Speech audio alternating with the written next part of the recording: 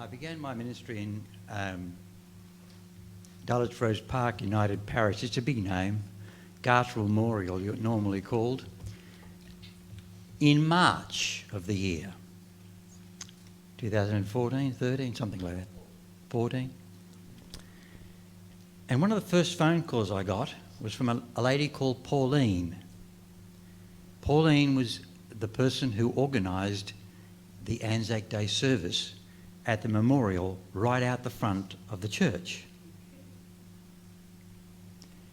And she said to me, the guy who was there before, who conducted this service, said, "You've had a lot of experience. And you'll have done a lot of Anzac Day services, so we want you to conduct this one." And I said to her, well, the truth is, I've never done an Anzac Day service, and I feel a little bit uncomfortable doing one. And she talked for a moment, and I thought for a moment, and I found myself confronted by my own question, the one that I will have talked to you about before. I wonder if you can remember it. The question, how am I going to love this one? Which I think summarises Jesus' approach really well. And I thought, how am I going to love these ones? And I said, I'll do it. I'll do it respectfully. Don't worry. I won't say anything strange. And I did. And I discovered that after I'd done this for 4 years in a row, and they'd appreciated what I'd done. I went through that 100th anniversary one, which was quite big. I discovered that the people there had an attitude to war which was quite similar to mine. They saw it as very futile, as very strange, as not a positive attitude or a positive way to solve human problems. What they wanted me to do was to remember the people, to remember all of the people. We didn't want to forget them because we wanted to learn the lesson that they teach us about sacrifice, about futility, about hope, about love, about self-sacrifice of giving oneself for a purpose you believe in.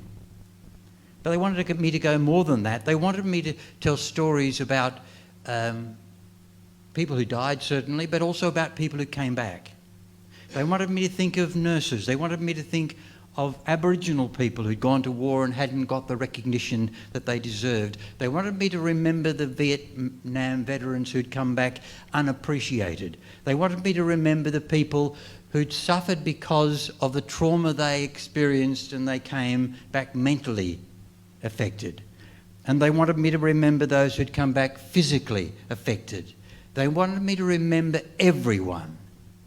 They wanted me to remember the people who hadn't gone to war, the women who'd filled the roles of people who had gone, and the children who lost fathers, who had parents who came back not as well as they would have been. They wanted me to remember them all, because they all were part of this experience together.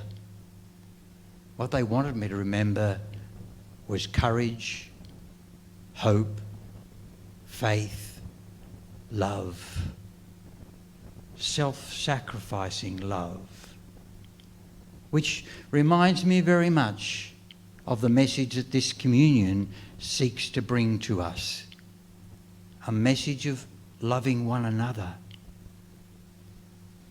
of hope, of faith, of sincerity, which goes beyond life and gives itself for all. We want to remember them because of all of those qualities which were important in our culture. We want to remember him because he makes an incredible difference to our lives. He shows us the love of God, the forgiveness of God, the hope we find in faith. And we want to remember week by week, constantly remembering this quality of love which overcomes the conflicts of life. which overcomes the despair in life, which overcomes conflict and finds peace.